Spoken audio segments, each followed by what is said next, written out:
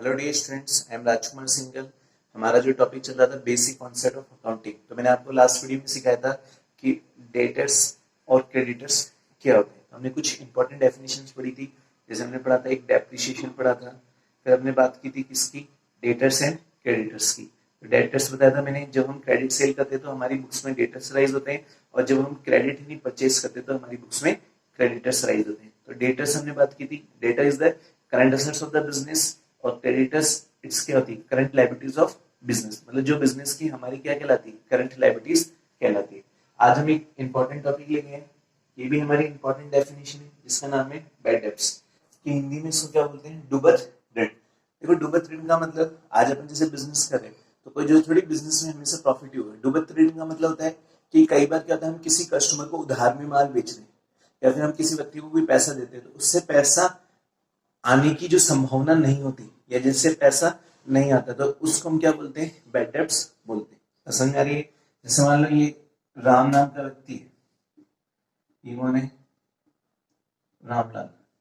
अब हमने इस रामलाल को 10,000 की क्या किया, goods sold on credit basis, कि क्रेडिट बेसिस में हमने 10,000 की गुड्स सोल्ड की। बट राम क्या कह रहा है कि Ram is not capable, Ram क्या नहीं, कैपेबल नहीं है पे दैट अमाउंट, मतलब उस 10,000 के अमाउंट को पे करने के लिए राम क्या नहीं हो पा रहा है, कैपेबल नहीं हो पा रहा है। राम कह रहा है कि भी हमें 10,000 का अमाउंट कैसे पे करूं, मेरे पास तो पैसा नहीं। तो इसका मतलब राम से हम क्या बोल रहे हैं कि ओनली 40% अमाउंट रियलाइज्ड। इसका मतलब यहाँ पे 10,000 ड्यू हो रहे थे, सवाल में क्या कर रहा है कि 40% ही क्या हो रहे हैं, रियलाइज हो रहे हैं, बाकी 60% क्या हो रहे हैं, बैड डेब्ट हो रहे हैं। तो 60% रियलाइज नहीं होंगे, कितना, 6,000, और ये कितने, 4,000। तो मतलब जितना अमाउंट राम से क्या नहीं हो पा रहा है, रियलाइज नहीं हो पा रहा है, उसको हम क्या बोलते हैं, बैड डेब्ट्स। क्या बोलते हैं, बैड डेब्ट्स। समझ में आ गई बात? तो कहने का मतलब हमने राम को जो 10,000 की गुड्स सोल्ड किए थे उधार में, तो उस केस में राम बोलता है कि भैया मैं कैपेबल नहीं, मतलब मेरे पास पैसा नहीं चुकाने का। जब राम कैपेबल नहीं हो पा रहा, तो उस केस में राम से हमने जुगाड़ तुगाड़ करके कितने करा ली, 40% ही रिकवर कर ली, बाकी 60% रिकवर नहीं हो पा रहे, वो हमारे किस में चले जाएंगे, बैड डेब्ट्स में चले जाएंगे। समझ में आ गई? तो हमने बैड डेब्ट्स की डेफिनेशन क्या लिखी कि when the goods are sold to a customer on credit and if the amount becomes irrecoverable, मतलब जो रिकवेबल नहीं होता उसको क्या बोलते हैं, irrecoverable, due to his insolvency. Insolvency का मतलब वो दिवालिया हो गया, या for some any other reasons, कुछ बहुत सारे रीजंस होते हैं, मान लो वो चला गया जगह छोड़ के, भाग गया, या फिर इधर उधर चला गया, या उसके पास पैसा नहीं चुकाने के लिए, उसको इंसॉल्वेंस मतलब दिवालिया घोषित कर दिया, तो the amount not recovered is called क्या कहलाता है, बैड डेब्ट्स कहलाता है। मतलब जो अमाउंट रिकवर नहीं हो पाएगा उसको हम क्या बोलते हैं, बैड डेब्ट्स। जैसे अपने, और बैड डेब्ट्स क्या है, बैड डेब्ट्स एक तरीके से it is loss of business, मतलब एक तरीके से ये बिजनेस का क्या मानेंगे, लॉस। और लॉस है तो इसको हम कैसे शो करेंगे, सो डेबिट से।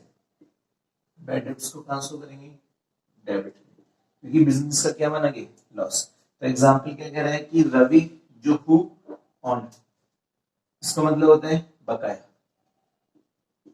अस 10,000 इज डिक्लेयर्ड इंसॉल्वेंट एंड 30 पैसा is recover from his state.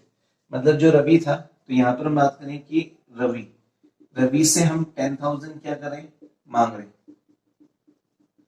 लेकिन यहाँ पे जो रवि नाम का व्यक्ति वो क्या हो गया, इंसॉल्वेंट हो गया। ओनली क्या हो रहा है, 30 पैसा रियलाइज्ड, 30 पैसा रियलाइज फ्रॉम हिज स्टेट।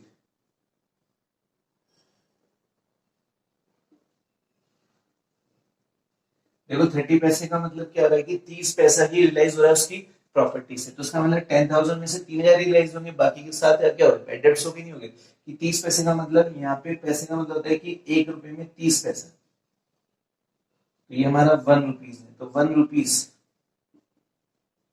तो 1 रुपी में 30 पैसा, तो इसका मतलब 10,000 में ओनली 3000, बाकी के जो 7000 है वो क्या हो जाएंगे, बैड डेब्ट्स में चले जाएंगे। तो बिजनेस के लिए क्या हो गया, लॉस। तो हम क्या बोलेंगे कि रवि से 30 पैसा प्राप्त हो रहा है और बाकी 70 पैसा प्राप्त नहीं हो रहा है, तो उस केस में क्या एंट्री पास करेंगे, बिल्कुल सिंपल एंट्री है। एंट्री क्या पास करेंगे कि रवि से पैसा आ रहा है, कैश अकाउंट दिया, टू नीचे क्या लिखेंगे, रवि। हमने ये पढ़ा था व्यापार में जो चीज आती है उसको डेबिट करो, व्यापार में कैश कितना आ रहा है, 3000 और रवि अकाउंट, लेकिन रवि का अकाउंट कितने से बकाया था, 10,000 से। रवि हमको 10,000 पे करता और हमारा जो कैश आ रहा है कितना आ रहा है, 3000। तो जब रवि 10,000 पे करता, लेकिन रवि पे कितने कर पा रहा है, ओनली 3000, बाकी क्या होगा, फिर बाकी बैड डेब्ट्स में चला जाएगा। बैड डेब्ट्स अकाउंट दिया कितने से, 7,000 से। कितने से चली जाएगी, 7,000 से। तो एंट्री क्या बनी, कैश अकाउंट दिया, बैड डेब्ट्स अकाउंट दिया टू रवि's अकाउंट। आगे बात समझे। तो नरेशन क्या लिख सकते हैं, नरेशन क्या लिख सकते हैं, बीइंग ओनली 30 पैसा वसूल करने रिकवर्ड,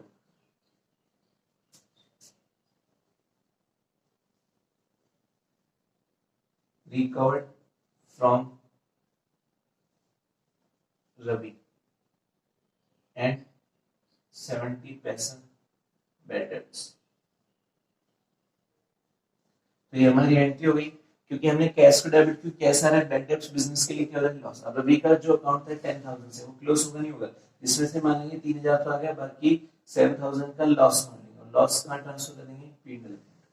ये बिजनेस का लॉस हो गया और लॉस का ट्रांसफर हो जाएगा पीएनएल अकाउंट में।